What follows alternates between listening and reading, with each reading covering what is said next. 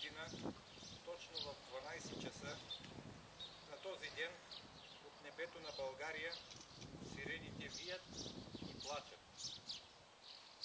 Смразяващият им писък полита над върда и долини, над ниви и градини, над пропасти и върхове.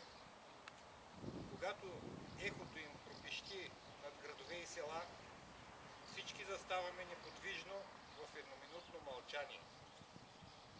Цяла майка България прави панахида на онези, които не са между нас, за онези, които могат без нас, но ние живите не можем без тях. Те са били и днес са в кръвта и сълзите и в гордостта ни на българи. В минутата на тържествено мълчание си спомняме колко свята жажда за свобода е горяла векове наред в душата на народа ни. Това е минутата на необикновеното вълнение. В клетвеното мълчание на този ден в сърцата на синовете и дъщерите на България припламва огъня, горял в гърдите на загиналите. Това е магията на сливането на живите и мъртвите. На неразгаданата стихия на смъртта в името на идеала. Нашият гениален поет и велик революционер Христо Ботев възпя и доказа тази истина. Този, който падне в бой за свобода, той не умира. Него жалеят земя и небо, звяр и природа. Затова съвсем заслужено народът ни му отреди в календарът на България като ден на Ботев и съвсем справедливо този ден прерасна в ден за почет към загиналите в борбата за национална свобода. Малко хора знаят, че в далечната 1884 година турската управа в източна Румелия предлага 2 юни за празник на султана. Но вместо това, на същия ден, по инициатива на Георги Бонев и Захари Стоянов, се организира възпоменателно тържество панахида, за да си спомнят за саможертвата на Ботев. Цветя и портрета на Ботев, пловдивчани се стичат пред черквата Свети Георги и превръщат този ден в преклонение пред безсмъртието. Ботев става символ и знаме на борците за свобода.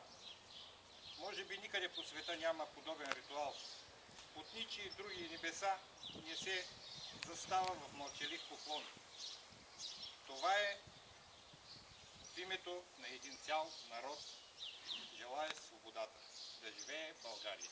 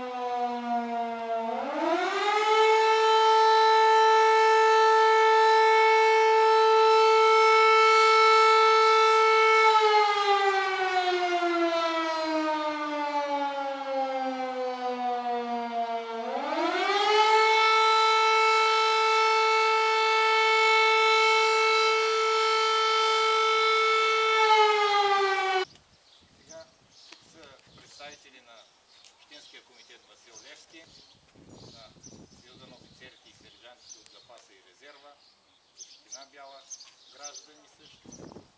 Моля ви, от тук имаме венец, подготвен, да отидем да поднесем и на паметника на Васил Левски.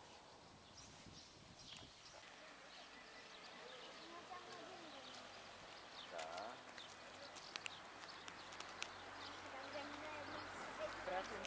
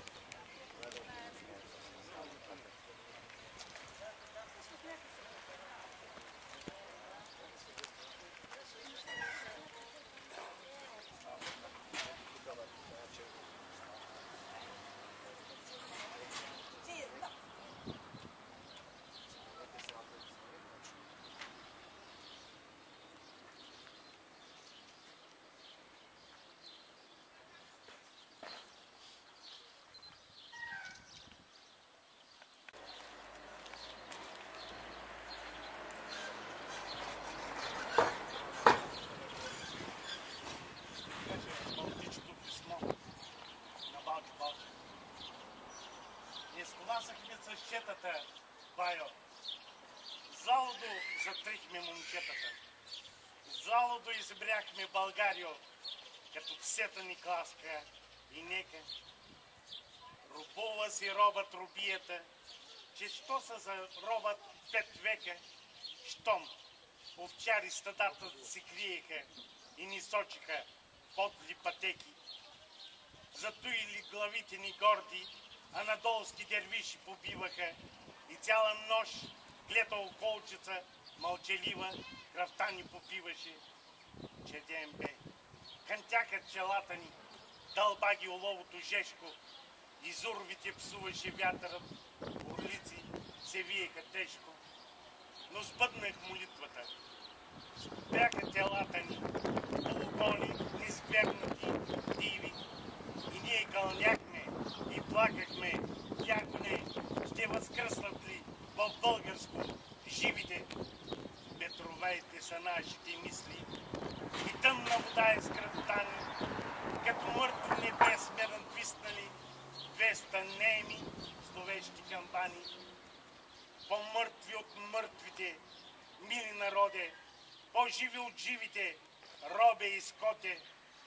Ние пак ще превземем с гръм парахода и пак ще загинем.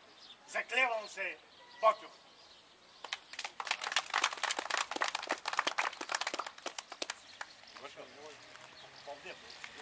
С името на Общинския комитет Васил Левски благодаря, че се отзовахте в този ден и пред паметната плоча на нашия велик сънародник.